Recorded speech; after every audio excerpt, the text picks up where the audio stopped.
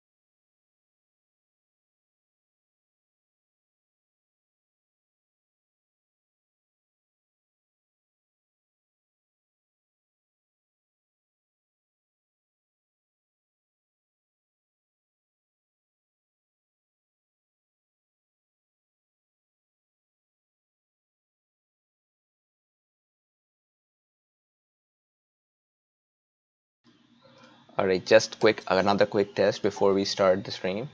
Kron, can you hear me? I can hear you loud and clear. All right, Testing audio. so we'll be beginning the stream within 2 minutes. Everybody who's watching this, just hang on. We've got an amazing game between L versus the S Underground, so stay tuned.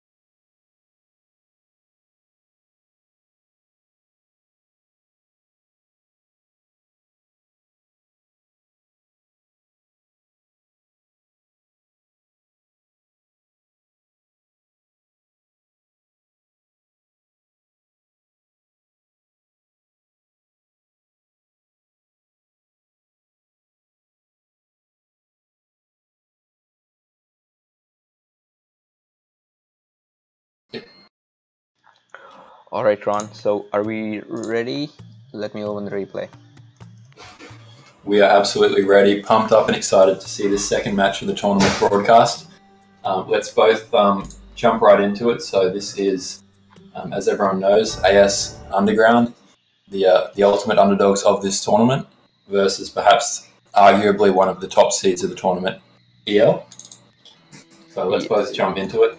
Yes, EL and L Underground. Well, AS has got an amazing team one, but as I was told by Sparadon, AS2 team was put down in a bit of a hurry, and it's not their best players, while L does have really good players in their team. So right now, and are you in the replay right now? Is it paused or is it Yep. So I'm at the 2 second mark. So let's if you're ready to go, let's get started. All right. Yeah, I just reached 18 seconds. So can you play? And right when you reach 18 seconds, let me know. I'll play mine. Yep. No worries. Okay. So I'll give you a countdown. I'm at 13, 14, 15, 16, 17, 18 seconds. All right, man. So this is started. It's a Himalaya map. And this absolutely has the hallmarks to be a great match. Himalaya as a map, always a very strong kind of macro map where obviously the wood and the layout of the map is heavily in favor of making sure that you build around the borders of the map. Yes, and we almost never see players whining about not getting enough wood or having a bad start. So this is a perfect game, like a perfect map for an even battleground for everybody. Yeah, absolutely. And if we just have a look at the nations here, I guess, first of all, before we get into it, let's just have a quick talk about the teams. So as I kind of hinted at in the intro here, what's your take on the balance of these two teams as far as the players go? Not even talking about the teams or the nations and the resources yet. Well, I guess in the teams, the L team, I would say they are not the players currently playing. Not all these three are not the top three players in the EL team, and not to say that they are not the best or they are not great players, but just from relative point of view, AS team has got really mind-blowing players right now. So just comparing to them, I would say this is not the best three-man team they have got. So this is going to be slightly advantageous for the AS Underground team. So we got Steez here and Sims and iRush with Dutch. I have played a lot of games with Sims and iRush with Dutch, and I can surely vouch for them. They're amazing players. But I will have to say Steez and iRush with Dutch are slightly below the level of rest of the L team players. What do you think? Yeah, absolutely. I mean, look, every player in this tournament is obviously at a certain level, but EL, I mean, with most people, they'd rank them, at least in the top two, if not potentially the favorite for this tournament. I mean, they've got obviously a great roster, and I mean, if you look at their roster for this game, we've got probably three players which, perhaps you could argue might not even make the first team, or they'd all be amongst the mix. We've got iRush with Dutch. Extremely good Nomad player, always a fearsome player to come up against. You've got Sims, who's, I think he's the best Algerian player there is, and proudly representing Algeria. You could probably also argue he's the best African player as well, because I don't know if there's a lot of players who do play from an African nation, but yeah, Sims, an absolute powerhouse, and then we've got Steez, who is the Canadian who, to me, he always comes up with some crazy strategies. Yeah.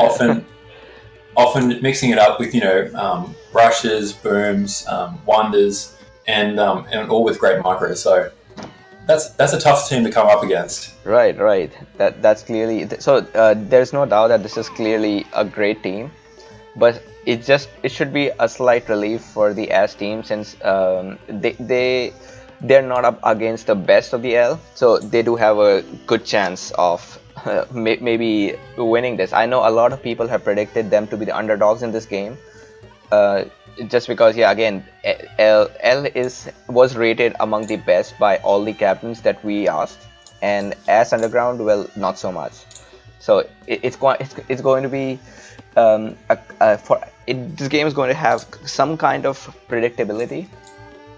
Unlike the last game between Pla and Ind, where nobody knew about the new Pla team, and we were just waiting to see what skills those players had.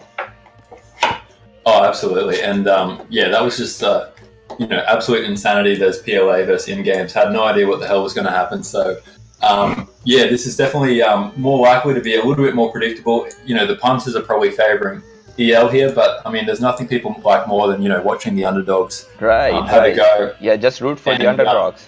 That's absolutely, and I mean, if there's anything going in AS's favour here, it's the fact that it looks like EL haven't sent out their absolute best team here. There's no Boo, there's no Dave, there's no Alan's dad. Yeah, Itachi.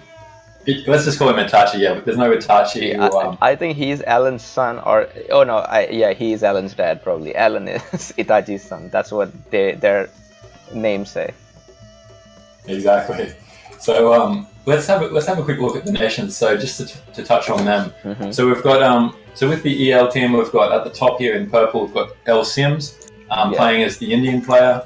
Indians, I'd say, on this particular map, always a strong nation just because their buildings don't increase every time they build one, so the farms are a lot cheaper. Well, did your game pause up? I think the game dropped or something.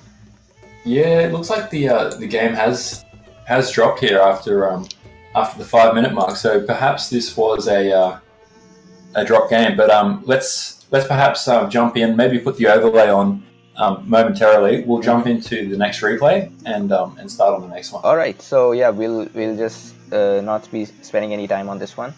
Let's go on the next one. Let's do it.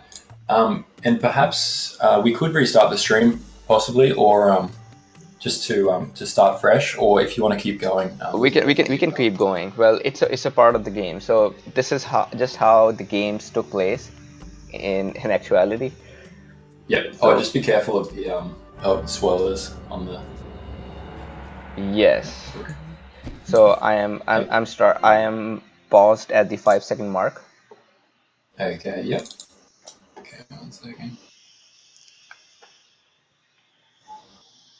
Okay. 5-second mark. Okay. I'm at 7 seconds. So ready when you are. All right. So 6, 7. All right, let's do this. All right. So that brief hiatus there, let's get stuck into it. The actual match. Yeah. So this is very likely to be a complete game. I know the AS team did complain to me about L dropping early, and I would like to give a special mention and acknowledgement to the AS players that those guys really did not create a lot of trouble. They allowed the L team to go for a rematch, even though somebody dropped.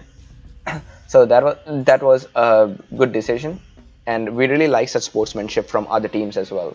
If you think that the game's not tipped towards is not tipping towards any of the teams, and it's better to just agree for a rematch than to argue and get the tournament organizers to be involved and make it a long process. Yeah, absolutely, and yeah, great sportsmanship on the part of AS. That's what this tournament's all about. It's not about trying to find loopholes in the game. It's about trying to find who the best Rise of Nations players are from across the world, and displaying sportsmanship is a big part of that. So mad respect to the AS guys. Yes, and looks like it's the same map again. I wonder if those guys. If those guys planned it out, or it's just another random. Yeah, it will be interesting to see, because I mean, if we have a look, I believe this is Bantu, Iraqi, and the Japs for AS. So Bantu, Iraqi, Japs. Overall, I'd say that's some fairly good nations, and they should be fairly happy with what they ended up with. Whereas if we look at EL. essentially they've ended up with the Americans, Indians, and Romans. So the Right. fact that Sims is Indians again, I believe that They did choose. they have followed. Yeah, I think Yeah, they they did have, choose the nations. So that's a great thing. And I would say that maybe one of them pointed out that they were all content with the nations that they got in the first game, and they would like to be continuing with that. yeah, exactly, and I think they've made a good decision there. So let's To talk about keep. the S team right now. Who do you think is going to be the front runner from the S team in this three-man squad? So look, if we look at this AS roster, we've got Joven the Great, Duzzles, and Princess. Of those players, look, they're all really solid players, but I'd have to say the MVP, in my opinion, as far as who could potentially break out as the next Rise of Nations superstar, is probably AS Duzzles. Duzzles, I haven't seen him play all that much, but when I have seen him play, he always seems to bat well above his average. He's absolutely. I've seen him kill multiple good players before, but that's taking nothing away from the other guys. Joven, the Great, always a solid player. As I said the other day, best Macedonian player I've ever seen play the game, and Princess is one of those kind of surprising players who you might underestimate her, and then next minute she has a huge army and she's charging for your city. Yeah. So. I think Duzzles is probably the player to watch, but Princess and Joven definitely have the ability to break out as well. So Right, and based on my experience with these players, I have had a lot of games with Duzzles, a few with Joven, and not a lot with Princess. But I can surely vouch for what you said about Duzzles. He's an amazing player. I got into a 1-versus-1 with him yesterday, and it was a really tough match. It was a really tough match, a very even game, and for a long time. So I would definitely say he's someone the L needs to watch out for. And Joven, I have seen. Joven has his own YouTube channel, if the viewers don't know, and he uploads some of his videos right there, and he has some really unpredictable strategies. Sometimes he would rush when not expected, and so that also brings it an element of surprise for the L, and especially because he is Japanese. So Japanese are quite flexible in the beginning of the game. They can go into an ancient raid military rush right away, and so since they get the farms up the quickest among all the nations, and they also get a better farm bonus, they are more they are the quickest to research military if they want to. So that can really disrupt whoever is front of Joven right there. And about Princess, I have not played a lot of games with Princess, but I have seen her play against some really good players like El Rip, and I can surely say she can hold on her own. And if given a proper nation, just like Bantu, I think she can even kill on her side. Yeah, absolutely. And I mean, Bantu obviously is a great nation because of multiple reasons. I mean, Bantu has, in my opinion, 3 key strengths. First of all, and it's really hard to know which one's the best strength. First of all, they've got the the ability to build 2 cities, which is massive. Right. You can border push so easily. You can get the 2 caravans up and running. Second to that, though, I think the underrated advantage they've got is similar to Iroquois.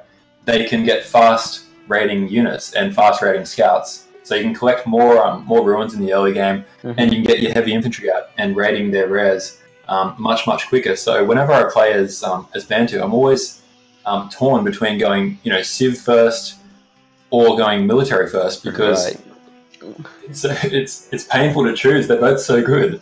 And I agree with you on that point. Bantu raiding is just so good in Ancient Age because their infantry are faster than anybody else's. So it's just more like hit and run, and you can annoy the hell out of your opponent with those raids. Yeah, oh, exactly. And the cities are so cheap as well. You can lay down 2 cities lower than the cost of a single city for any other generic civilization. Yeah, exactly. And we can see right now, it looks like the princess has gone civic first. Right. So she is putting down the city, and actually I really like that placement because essentially as Bantu, she's going to be able to place the second city further to the left of that and really block off Sims from getting a foothold on the map, and really basically buy map control for that whole section of the map there. So and look at that, Sims is actually a little late on the civic research. Princess has already got her her city up, but Sims is just into making. And Purple is also here. He's going to be helping Princess on this side.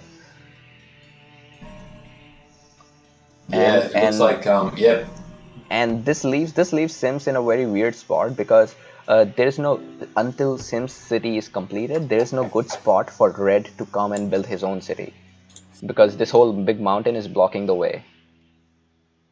Yeah, exactly right. And look, I really like the position where, you know, the team AS have kind of set themselves up here. Right. They have really placed themselves well.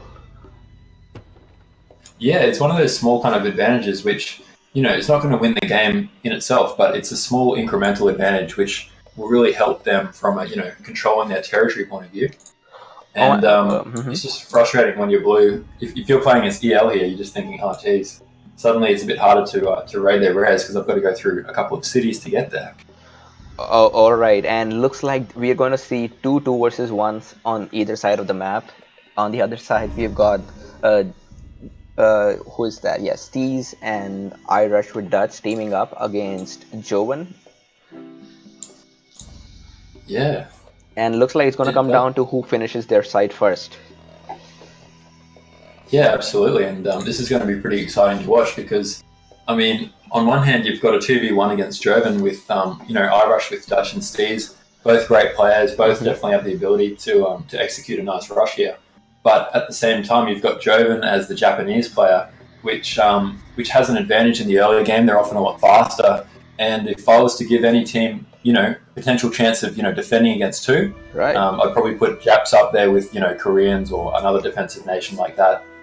So yeah, this is going to be fascinating. I mean, who can you know, slay their man first, so to speak?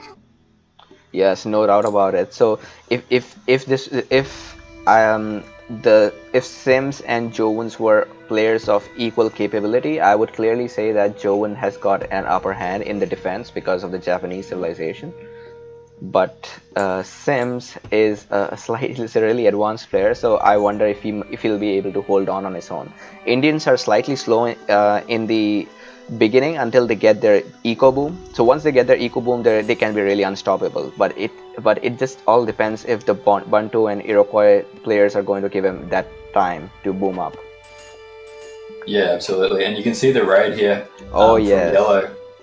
Yeah, great raid on the villagers. You know, getting that wood is exactly what you need in this situation, because if they can slow down the economy of L, look, that's absolutely going to make their double against Sims that much stronger.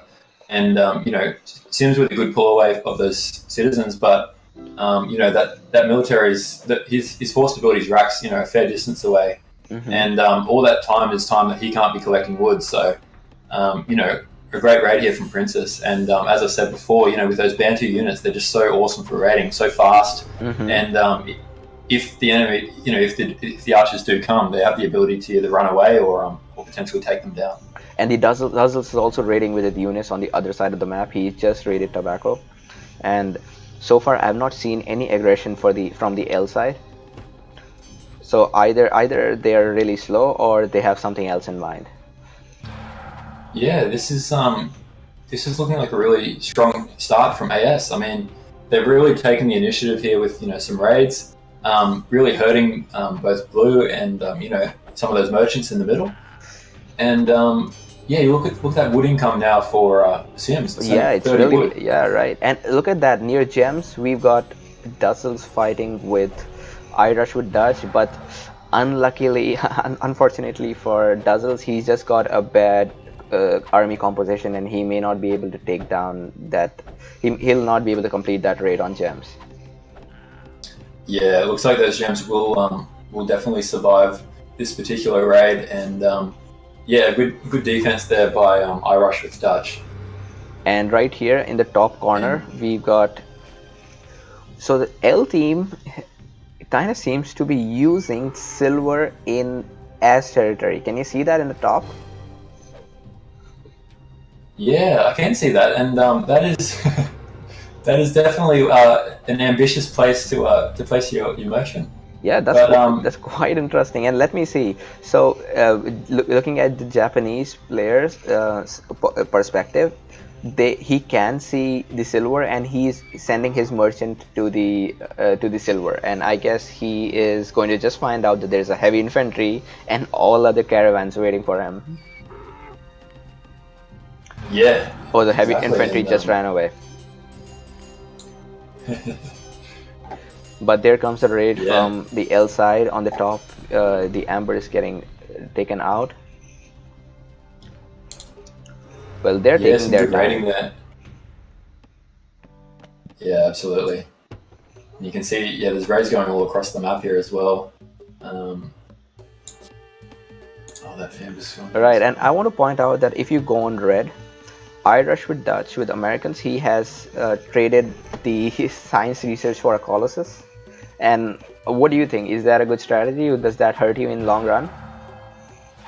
Well, I don't mind it. The main reason I don't mind it is because I've played against Irish with Dutch before, and he's hard enough to play against normally. But if he has a Colossus, it is downright scary to play against. And trading that science, essentially, he's basically paying a little bit more for his food and giving up the ability to get 50 ruins every time he does pick up a ruin, for the advantage of basically getting that Colossus nice and early and locking it in. And if you look at his position on the map, I mean, that capital is quite well protected. It's fairly unlikely, unless Duzzles come straight through. He should be able to, fortify that with a couple of towers. And obviously, having the Colossus there, he knows that it's going to be a target. So I'm expecting that he'll build a castle there, in due course to provide a bit of a protection buffer.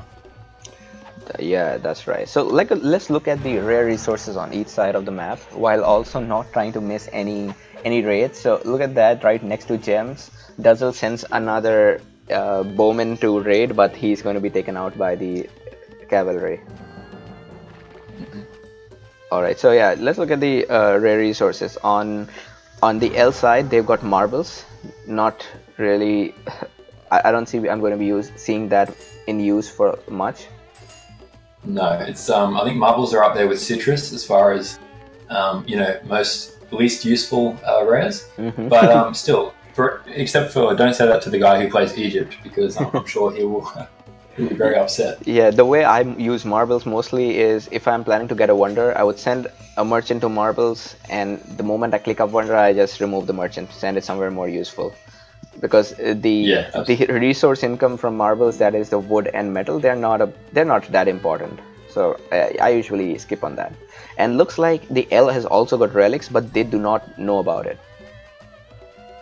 Yeah, that is a bit of a blunder there from the scouting of EL. I'm sure they're probably when they watch the replay back, they'll be kicking themselves a bit. But look, just a bit more of a more diligent scout would have definitely picked that up. Yeah, so relics is clearly a game-changing rare. And they've also got Papyrus here. Papyrus is one of my favorites in the game. If I get Papyrus, I automatically go into booming mode. I don't care. I don't want to spend time attacking.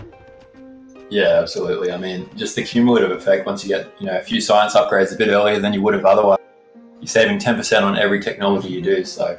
And right before we continue with the rares, I want to point out about the Japanese raid here. Can you see that? Yeah, I mean, not the raid. It's a full-fledged attack, and I'll be honest, I did not expect that. I was expecting the Japanese player to be playing more defensive while the other team takes out, but it seems like he cannot wait. Yeah, it looks like he's going straight for it, and a really good army. Yeah, that's a really good army, but the bummer is that he's going to be 2 against 1, and I don't think his army is so big that he can take on the 2. Yeah, exactly. You can see that I rush with Dutch. The great player that he is, has already got a big army himself to basically defend this off. And just like in any strategy game, normally the defender has a slight advantage when it comes to 2 equal armies going at it. And if you look at I rush with Dutch's army, it's of a similar size to the Japanese one, and I'd almost argue that he's building up the second racks now, reinforcing with more men. And look, I'm expecting that as this wears on with the Colossus, he's probably going to slowly get a bigger army than the Japanese player. All right. And look at that. The other side, Princess is trying to attack Sims, but her siege was just taken down, so she's a little reserved about it. And what do you think? So look at iRush's capital, the Washington right here. So far, it's not very well guarded, and I wonder if Dussels just goes for maybe a 5 or 6 infantry raid, a rush at the Washington. Maybe he'll be able to get that sack. Yeah, I think that could definitely be an option here. I mean, even though I said before I like the placement, now that it is kind of vulnerable. I mean, there's not that much difference, not that much space for a direct path for Duzzles to go there and try and get that sack. And you can see that, there are a couple of towers now starting to go up around Washington. So yeah, if that tower completes, that's going to be a deterrent for that. And look at that. Just before we talk about anything, Steez tried to ambush Duzzles, but he's just returning because there's attrition. And attrition is quite an interesting way to make sure your opponent doesn't attack you if he has a senator government. Yeah, absolutely. And it's quite an expensive upgrade to invest in, but quite frustrating for your opponent too if you do make that investment, because essentially you can't get around that unless you go despot or if you wait until age 3. So yeah, definitely a good investment in that case. And so much going on this map. On one side, we've got Joven attacking iRush. Both have got formidable armies. On the other side, there's a double on Sims. And if that double goes successful, well, this can be really bad for the L team. And look at that. Steez he's going through his territory, the Duzzle's territory, with all that attrition just to help Sims. This can be really bad for him. Wow, this is excellent play. I love this by Duzzles. You've basically screened out Steez here, and all those units getting attrition damage, and that is his capital. So Duzzle's got to be careful here. He's got to be able to go back and protect his cap. He must go back. But he's got a fine army there. I have no doubt that he should be able to save himself. What he should be doing that is maybe instead of getting the militia to fight right now, he should have them garrisoned, because he's not in a hurry. I mean, he's got the city perfectly defended. He doesn't need to lose militia over that attack. Yeah, exactly. Look at the size of that army. A nice Iroquois army too. Those units are nice and fast, and more importantly, they're invisible to the opponent if they haven't attacked. So it can be tricky to try and take out an Iroquois player. That's why Iroquois is such a unique nation. They're militarily strong and they're good at defending too. Yes, no doubt about it. And it looks like Joven is going to be thrashed by iRush on that other side. He is going to lose that battle. But I won't blame him. Look at iRush's economy. He has a Colossus, and he was given enough time. So maybe when Joven came in to attack earlier, that was the right time to get iRush, because he had just built the Colossus and he still did not have the enough army to fend off. But Joven receded. He gave him enough time, and now, well, Joven is at a back foot. Yeah, and I think, look, moving forward, in the medium term, Joven might be in some trouble on this particular side because, as you said, iRush with Dutch, absolutely scary player, formidable player.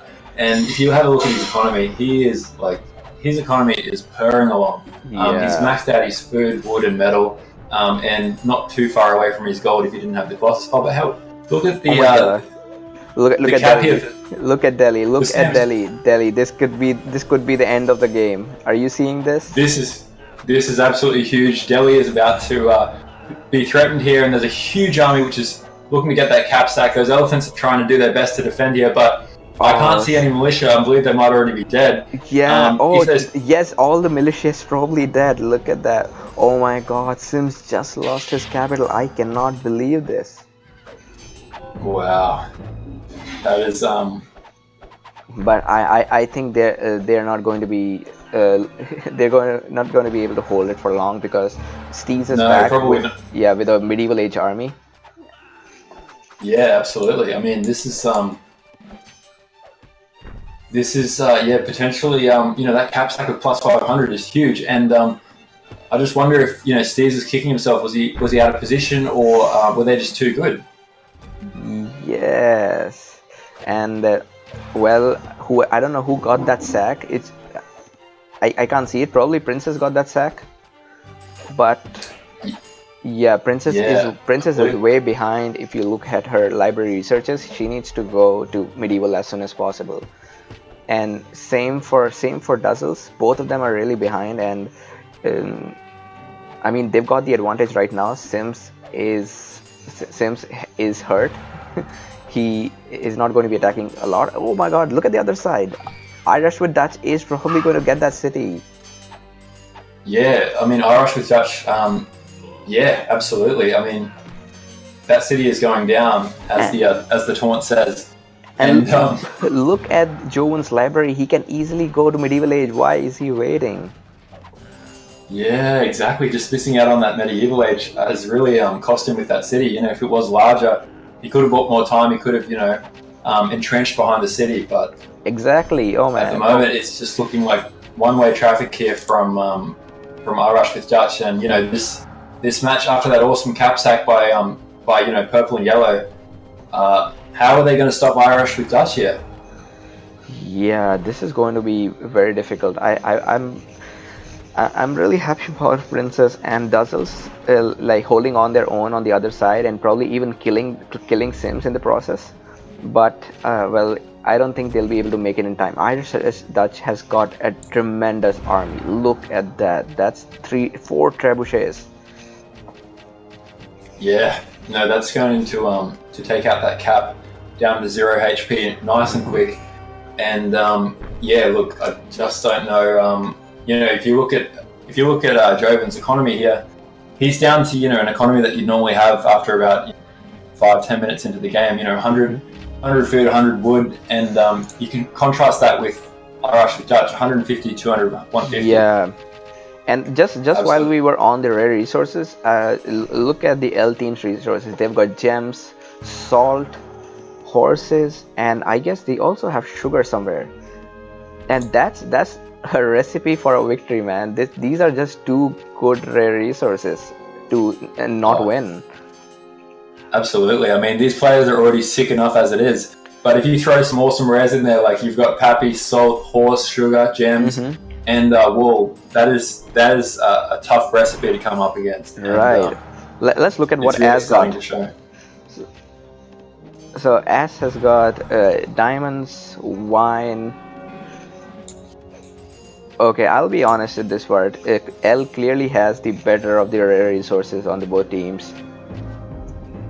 Yeah, I think L does have the better rares. I don't think it's too far out as far as the mix goes, because diamonds and furs and silk, they're all fairly handy. But I mean, militarily, salt and horses and sugar, that's a lethal combination right there, because your units are just so cheap. And I mean, yeah, you combine that with gems, which helps with your borders, and obviously Pappy is extremely useful for getting up your technology fast. Yeah, that's right. And it looks like unless Duzzles helps Joven, this is going to be GG here. Nobody is going to save. Yeah, man, doesn't look good for Duzzles. Oh, I mean Joven. No, it doesn't look good at all.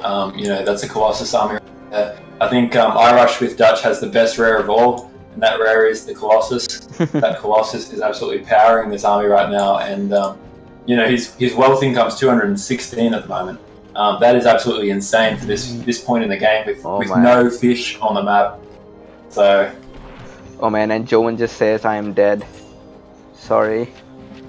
Or Sty, one of that. Yeah, this is not good. Oh no, man. I guess it's over on this side. I don't see Duzzles doing anything about it. Like he's also kind of unfortunate in the sense that he has a big Roman territory in between him and the Japanese player, so he cannot do anything about it. I mean, he'll have to just stay here, defend himself, and now he's the one getting double. Look at Sim's army, and And Steve's army. What's Princess doing here? Princess seriously needs to rush, and yeah.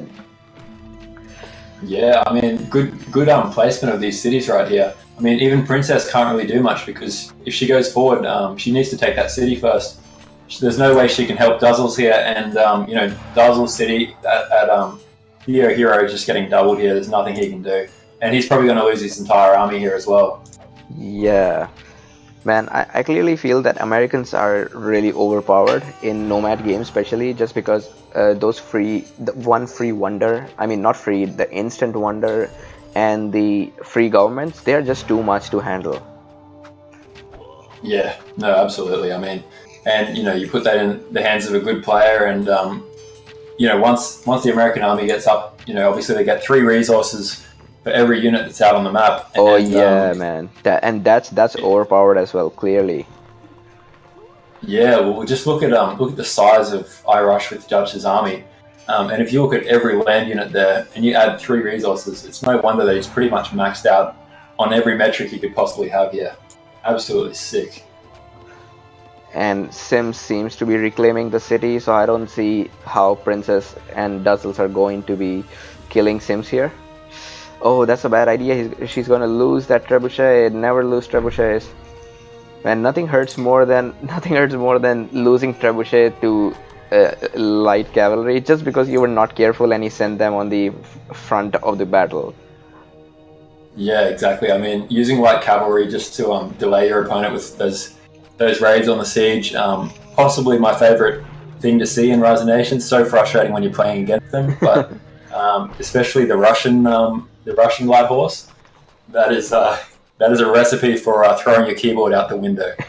But all right, so Princess clearly has a better economy than Sims, but nothing that he should be worried about at this point because I mean, it's already late. Joven is out, and there is no way these guys can beat 3 of them. So yeah, there comes the GG. Yeah, there's the GG, and yeah, you can't win a 2v3 when you're up against, you know, Irish with Dutch with an army that size. There's no way to come back against that. All right, well, really well played by the L team, and yeah, they survived. Actually, Sims held on his own for really quite long, considering that he was being 2v1'd. Yeah, absolutely. I mean, that was a good game. I mean, both teams have got to take some positives out of that. I mean, and in, you know, possibly areas they can improve. And I think probably Steve's his positioning might have let his team down a little bit early on, and you know, that inability to basically help. He had his army kind of stuck in no man's land. Were they going to double Joven, or was he going to help out with Sim? But full credit to Dazzles for you know, that city placement, and Princess helping set that up with Bantu. Their city placement really kind of, you know, helped section off that fight, and it really made it hard to reinforce. Right. So in normal circumstances, that capsack could have, you know, eventually led to winning the game. But unfortunately for AS, they, you know, obviously knew they were up against an absolute sick player in Irish with Dutch, playing as Americans with Colossus, and a swath of some very good rares to help him out as well. So, that was really amazing play by Irish with Dutch. He just boomed his way and beat a Japanese player. I feel Japanese are really hard to beat just because of all the bonuses they get in the beginning. Yeah, absolutely, and I think Joven's strategy was a sound one. I think putting pressure on his Japanese is a good move normally. I'm just not sure whether you know, Irish with Dutch was just too quick with building his own army, that it just didn't work for him. And you know, once the Wonder was built by Americans, in the long term, you're always on the back foot, because Americans are just like, you know, a rolling stone. They're just constantly collecting more men, collecting more economy, and then they just roll you over. So that's right, and yeah, no doubt the rare resources helped the red, light blue and blue team. Clearly they had too good, and they did find out about relics in the end of the game, so they were using that as well. I mean, As was at a clear disadvantage compared to that, but well, let's hope we'll see another good game like this one. Do you think if Joven had held on maybe for a little longer, 10 more minutes, do you think this game could have been overturned? Some other result we would have got? I think it definitely would have gone down to the wire. I don't think we could have said one way or another who would have come out on top in the this side of the map, because that cap sack of the 500 resources for all, that's a huge help. And I believe Princess used that to fill up her libraries. She had a much better knowledge income than Sims did. But having said that, Sims and Steez, they're both extremely good players in their own right, and I would find it hard to bet against them. So honestly, I think it would have come down to the wire, but we don't have to worry about that scenario anymore because I Rush with Dutch just absolutely beasted it, and unfortunately Joven didn't have a chance there. Yeah, this was a great game to watch, quite dynamic, everything, a lot of things going on both sides. So do you want to proceed to the second game? Yeah, let's do it. Let's jump straight into the second match. All right.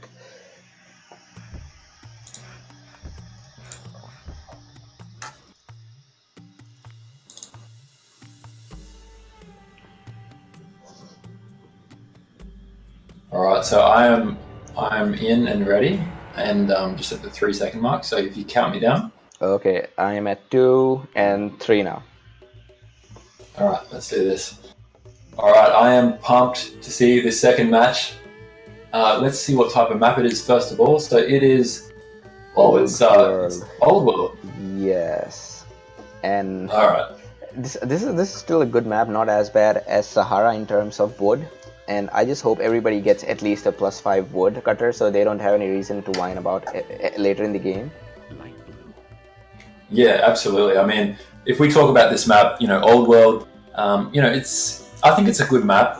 It's quite balanced for the most part, but the biggest thing, as you said, is that wood that you start with, because sometimes on this map it can be so brutal. You might build your city just in the middle of nowhere, and then as soon as the map reveals, there's just nothing to be seen. It's just like the middle of a desert. Right. Whereas some players might just randomly build and they've got, like the Black Forest just sitting next to them and, wood for days and days. So it is important, I feel, on this map. I guess a tip for any new players is on this particular map, it's really important to walk until you see some wood, even if that means delaying your city for the first 30 seconds or so. Alright, I would like to point your focus on I Rush with Dutch's city. Just look at that. He is going to find out something really bad he doesn't want to see. Yeah, absolutely. He has got only... That is... this... He's got a 4 woodcutter camp next to him. That's it. Yeah, absolutely. I mean, we just talked about this, and I feel like I might have jinxed I Rush with Dutch here, because he is going to awake to a world of pain here. Thankfully for him, he does have the slightest a few branches there, maybe some twigs, the tiniest amount of wood, but enough to get him going, I think. Oh man, look at that. He is also sandwiched. Oh man, I feel so bad for him. At first I thought yellow was in his team and he can get that wood line, but then I just realized, well, he cannot get that. No, exactly. And if we look at the speed the players took to build their cities too, Sims, as the Russian player, was quite slow to get his city down. That might have been like, as I said before, walking to try and find those wood patches. But every second you delay your city is, a second that you're basically behind for the whole game. And Russia is also probably one of the slowest nations there is in the early game.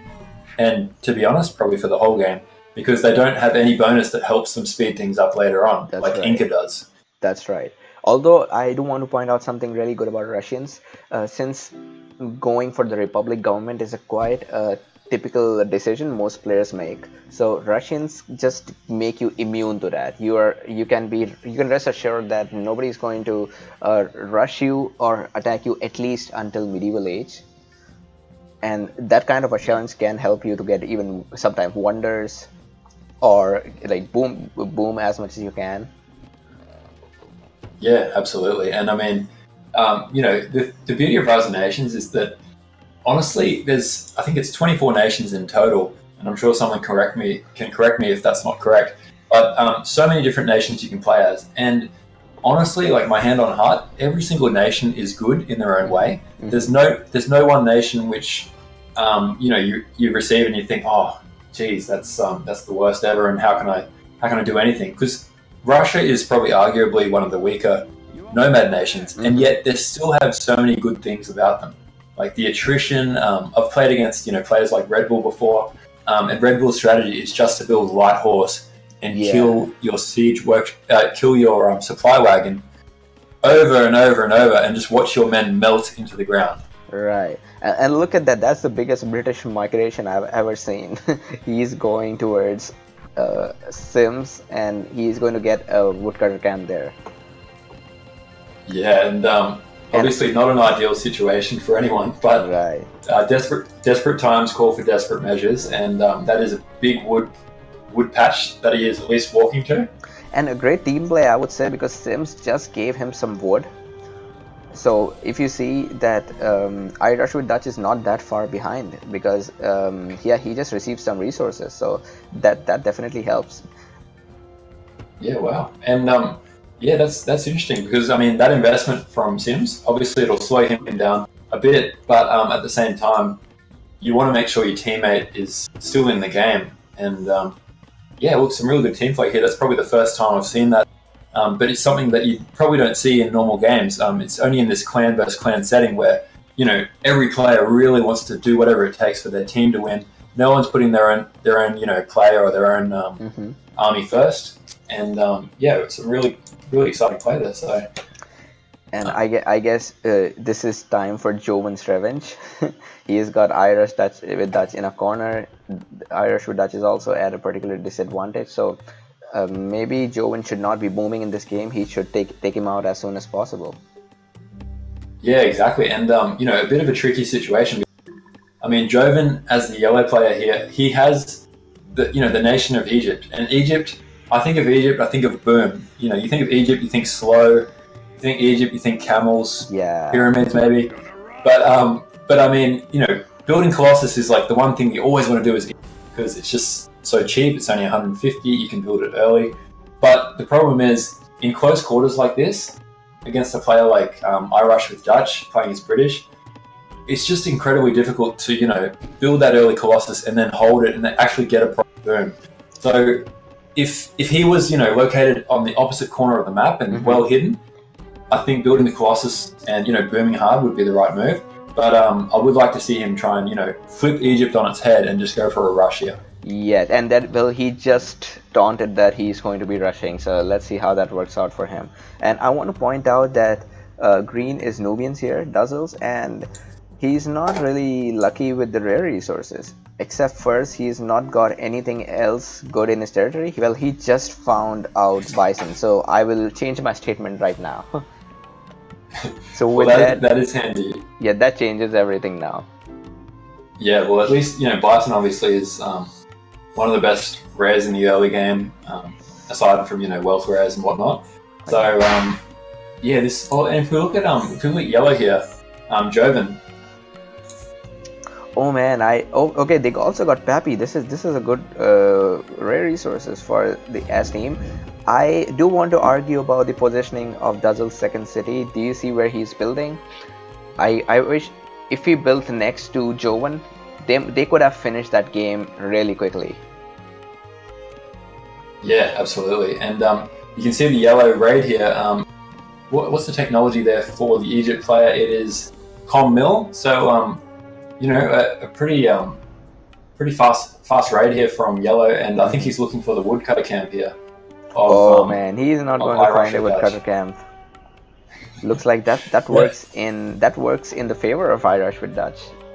All that delay. Yeah, I think that's it. I mean, sometimes it just works out for you. Having to walk halfway across the map, probably the worst thing to happen in Rise of Nations. But in this case, it's a blessing, not a curse. Obviously those farms are still copping a bit of a raid here, but I mean, it could have been worse for sure. I mean, having all your wood get halted at this early stage of the game, that can really set you back for the entire match. And look at that, the L team has got their rare hack again. They've got horses and salt and even cotton. Man, that's another bad combination. Yeah, I think what they call horses, salt, and cotton. That is known as the holy trinity of military, because that means you've got cheap horses, cheap units, and they're fast. So you can just, smash them out as quick as you can. And, honestly, if those guys can adapt to the rares that they've got, it would be interesting to see those, the L players here just, pivot their strategy and just go for some kind of, age 2 rush where they just build 2 racks and just pump out units non-stop and try and overwhelm, whoever's next to them. Yeah, that's right. I totally agree with you on that one. And in that case, if you're talking about the holy trinity of a military, I would clearly put papyrus, diamond, and relics in the holy trinity of economics. Those are clearly the best of the other rares. Oh, absolutely. And man, do you see this? Do you see this? Jovan is trying to take out his library. This is fascinating, and it's almost uncharted territory, because it's very unusual, the fact that Irish with Dutch, had such a bad start. He had no trees, and now Jovan is just going full for the offensive here. And we'll see how this plays out. But, I think taking out the library is kind of a cute strategy, but I wouldn't ever consider doing that if you're going to risk losing, some of those heavy infantry to archers. Yeah, and he has gone over the line with this. He's got 5 heavy infantry. Is he trying to rush or what? That is a lot of units, and thankfully it looks like Jovan has read the not going in age 1 at this stage, but based on those number of units, it looks like he might have been thinking that. That is absolutely insane, but I love seeing something different and not something I would expect from Egypt. That's right, and well, that clearly has set him backward. Look at that, he has still not got his second city. He's not at the 100 economic cap, while Irish with Dutch is. Yeah, absolutely, and that's an interesting comparison, because obviously Irish with Dutch hasn't had the easiest of starts, but he is playing like a good player does, play back, even making the most of being British and that extra commerce cap, and going up to 120.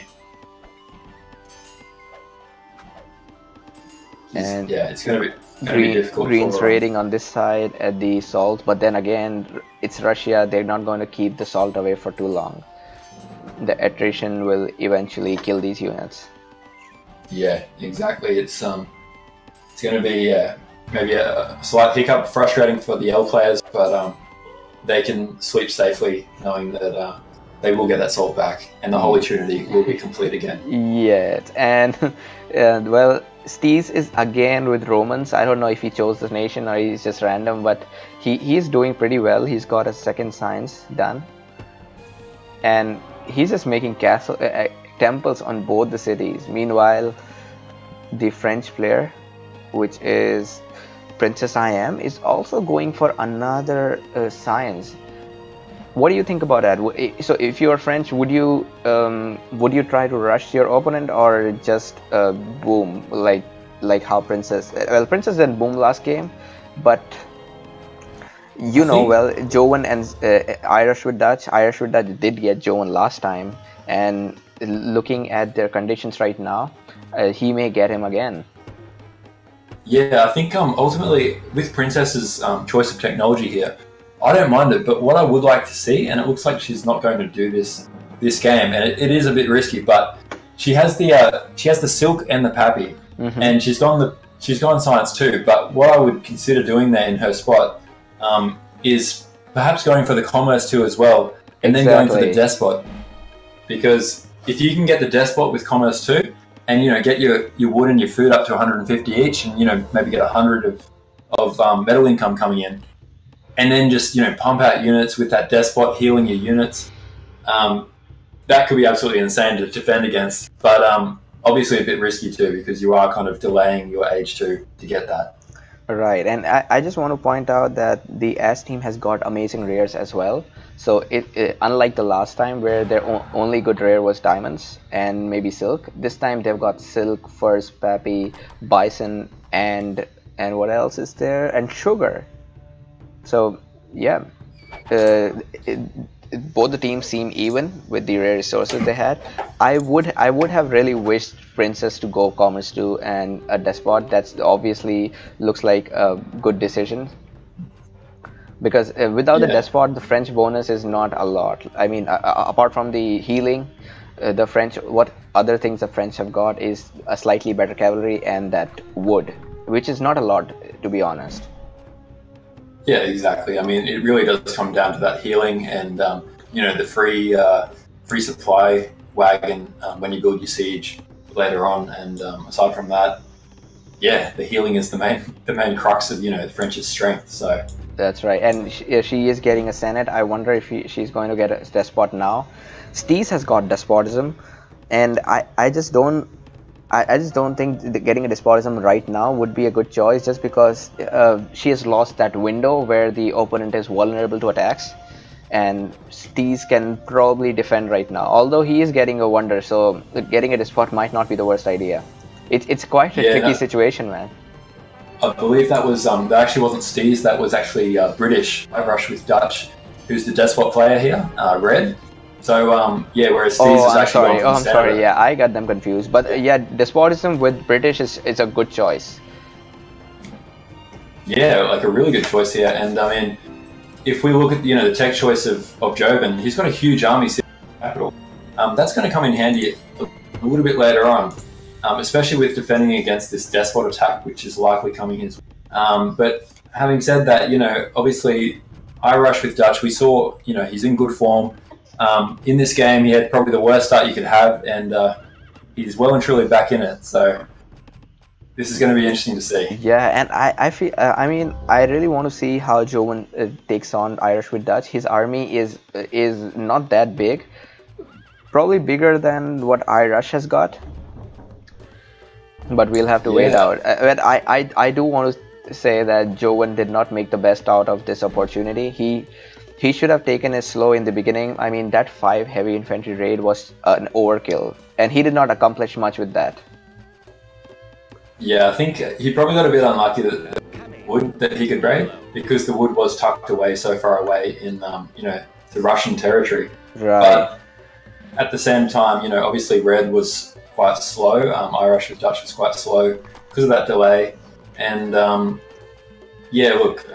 I think, as you said, perhaps it could have been limited to 3 heavy infantry at the most, and just, tried to use that extra food to age a bit quicker, or to get his second city up faster. And there's an ambush coming from Joven the Great. Can you see that?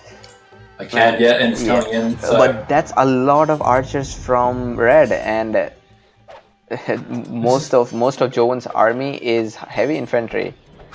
Yeah, here we go, and the battle is going down.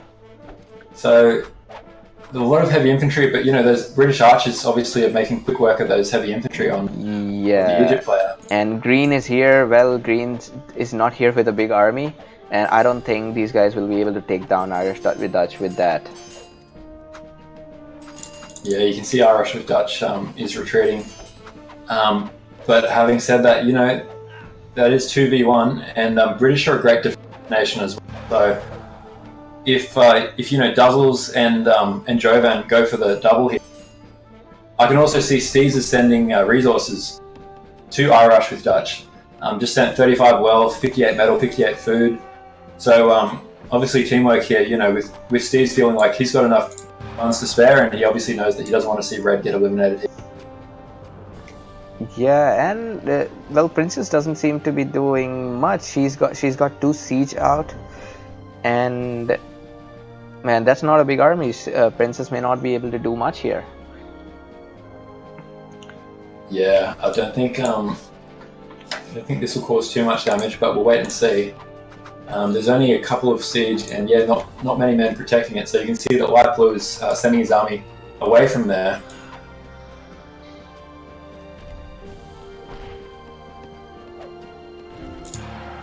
Oh man, I really wish Princess had done something earlier, because since she was French and she saw that Romans is going for Colossus, that was a perfect opportunity to get your opponent, rush him. Because when you make Colossus, you lose that initial resources, and it takes a while to get the benefit out of it. And that's the perfect window to attack your opponent, but looks like Princess missed that. Yeah, you can see Princess is now, finally putting that pressure on blue back. But and will Princess take the city? I don't think so, man, because her heavy infantry are not upgraded, and everything that Joan has, it possesses an advantage against heavy infantry. The Roman heavy infantry are quite good against other heavy infantries, and no, that's not going to work out. I think you can. Princess has lost her chance, which she had in the beginning.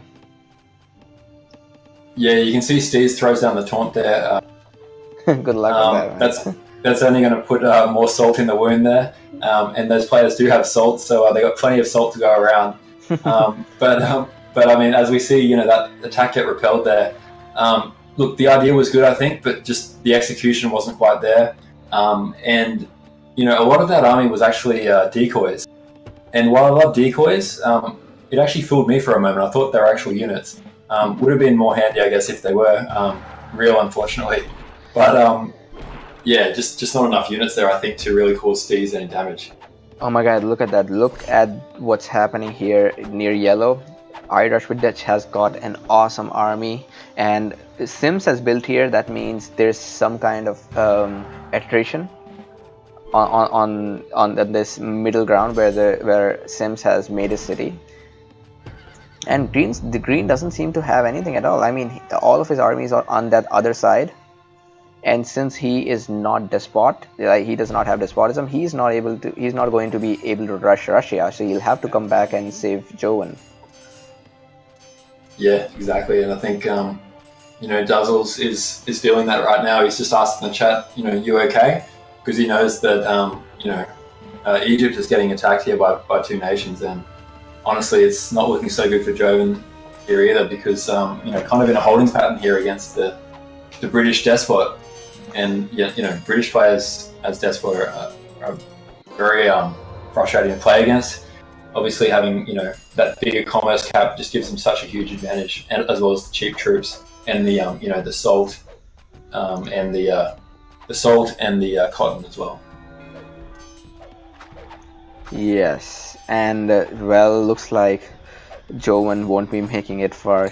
When looking at his economy and his army, unless something like Duzzles can weave some magic thread right now and just summon a lot of army, he is in medieval age ahead of everybody else, so probably he can do something. But yeah, he's got to be fast, because looks like Irish Dutch is going to soon start sieging down the capital of Jovan. Yeah, exactly, and you can see Duzzles coming down with his army now. A decent army at that, and you look at Duzzles' tech. Duzzles got science too. Decent knowledge income coming in, decent res. They got the sugar, so they definitely have the ability to defend this. But yeah, look, unfortunately, Egypt's been crippled here. Still in age 2, and yeah, just no wood income coming in at all, almost. Alright, man. Where is Duzzles? Let's see. No, Duzzles does not have as big an army. And I would really wish that Princess was winning on the other side, but well, she's not. And looks like Steez has a giant, massive army. Look at that, man.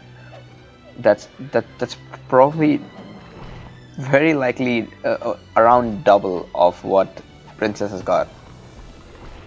Yeah, that is absolutely huge, and yeah, it's going to be tough for Princess to save this. I mean, this is a situation where you really need to try anything you can to try and fend this off. So, good defense, good positioning at the moment to try and and that river is actually helping too as far as terrain goes. Yeah, that river is in a really nice place for Princess, because I don't think Steez is going to be able to take that city crossing that river unless he has just too much of an army or number advantage.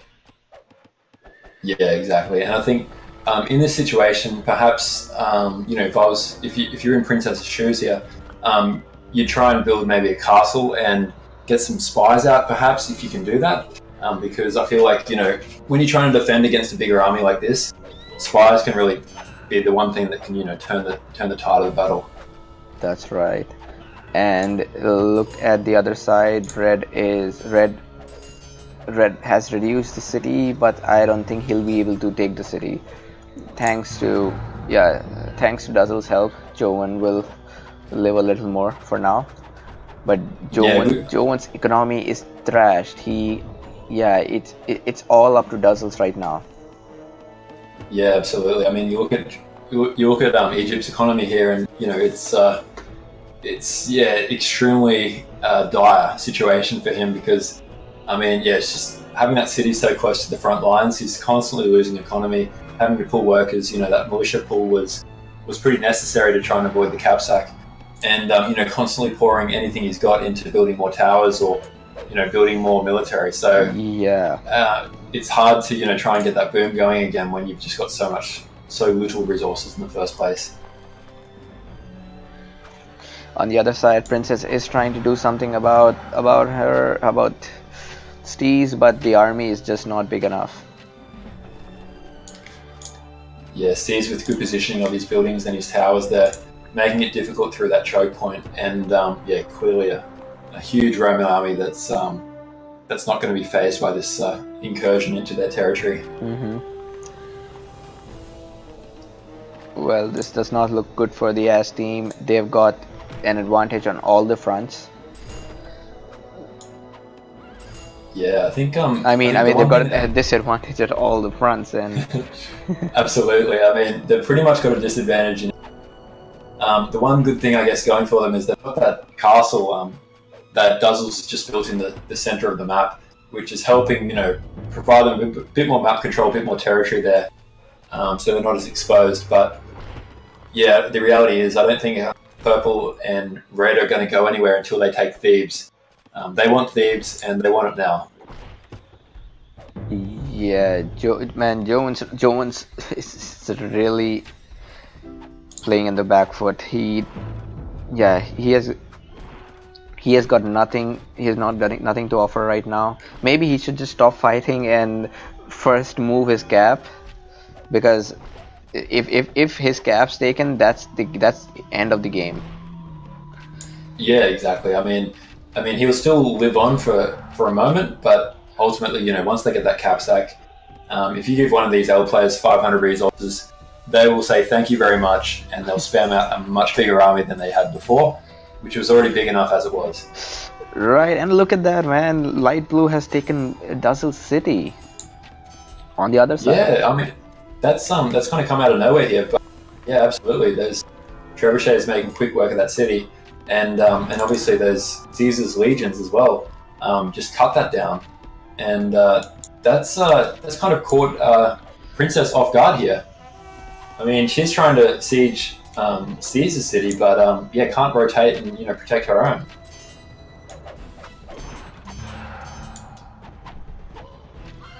Another battle close to Joven.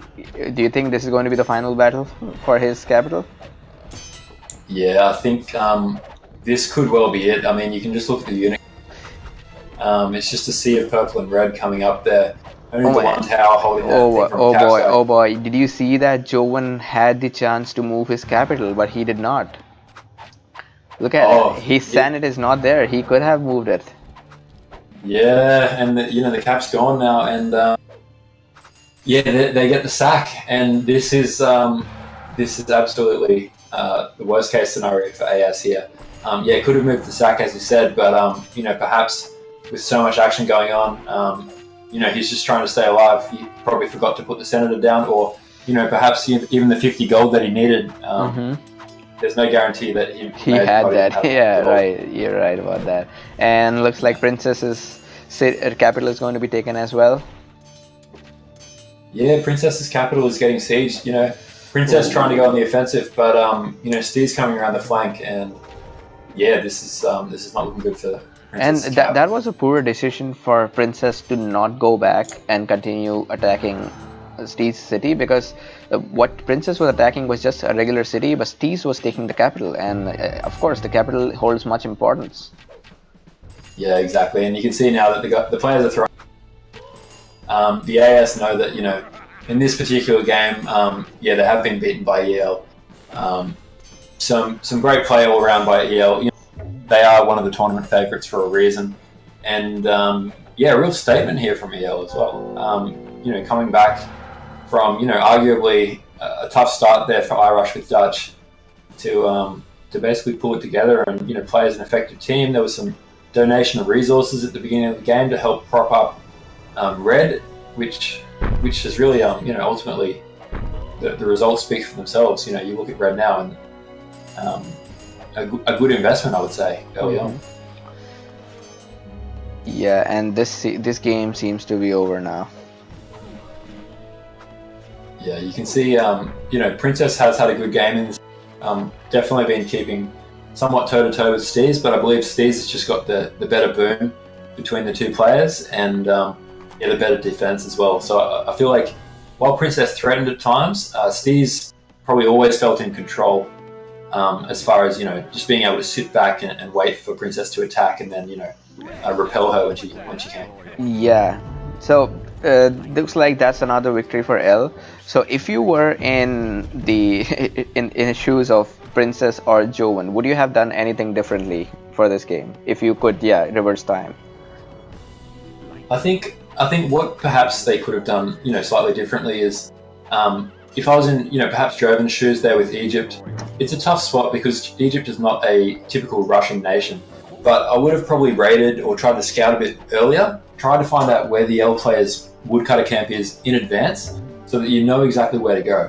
And if they had found that it was in the Russian territory, I would have suggested maybe raiding directly for there with heavy infantry. They would die eventually from the attrition, but they do survive quite a while and they can really throw the economy off if you can hurt that wood income early on. Yes. And I feel Joven did not consider his economy at all, because once he started that raid, he just got too much invested in the raid and he forgot that he still doesn't have 100 commerce for food and wood. Yeah, exactly, and that just goes to show the beauty of every action in Rise of Nations has an equal and opposite reaction, and building too many military units early on. It's a bold move, but it's risky, and for that reason, because every unit you build in Rise of Nations, it has an effect. It costs more money for the second, the third, the fourth, and by building that many early on, you're investing heaps of food resources, and food is such a critical resource in that early game to get your H2 up quick and to get your economy booming with enough citizens. So you really need a big kind of payoff on that investment, and either the L team did a great job investing their own resources, sending it to Red, but full credit to Red as well. A good comeback by iRush with Dutch to get his despot economy up and running and basically fight back. Yes, I want to give a special mention. So iRush with Dutch was clearly an outstanding player in this game and the last game. There's no doubt that their team easily won the last game with thanks to iRush with Dutch. If it wasn't for him, maybe the game would have protracted for a longer time, and who knows, something else could have been the outcome. And yeah, exactly. In this game as well, he played phenomenal. He had, despite having such a significant disadvantage, he held on and he even attacked Joven. I bet if it wasn't for Duzzle's interruption, he might be able to take down Joven by himself. Yeah, I agree. And I mean, that's just a testament to how good of a player he is. Sometimes it doesn't come down to, talents or nations or anything like that. It's just, some players are just exceptionally good at what they do. They're great at getting their economy up and running. They're great at micro. They're great at building a huge army. And, iRush with Dutch is one of those players. So. Yeah, that's right. And I also, as we mentioned before, I think Princess could have done things a little differently as well. She had the chance. Yeah. She really had the chance to go commerce and despotism. Because allowing the Roman player to boom, that's never good, because Romans have got some of the strongest units. Their heavy infantry are really overpowered because they act like regular infantry. They're strong against cavalry, but they are also strong against other heavy infantries. So that makes them really OP. Absolutely. And I mean, yeah, I think as the French player, you've got to try and make the most of your nation's strengths, and the strengths in this case is those French heavy cavalry are so good, they're so strong, they're so hard to kill. So trying to get a few of them out and trying to raid, and with the chaos in this match, to be honest, it's hard to see everything that's going on. So there could well have been some raiding with heavy horses, but as the French nation, I think that's the kind of strategy here is, try and get that despot up. The Com2 despot here would have been a bold move, but I think it would have applied a lot of pressure. Combine that with some raids from horses, and then just try to, whittle down the Roman player and, hurt his economy and also rushing that front. That's right. And I guess that's it for the L versus AS game. It's clear that L has moved on to the Super 8s, where the top 8 team will be battling for the semifinals, and their next game is with the Ind team. That's going to be interesting. And speaking of which, so Jatin, I guess it's worth asking, on behalf of the community.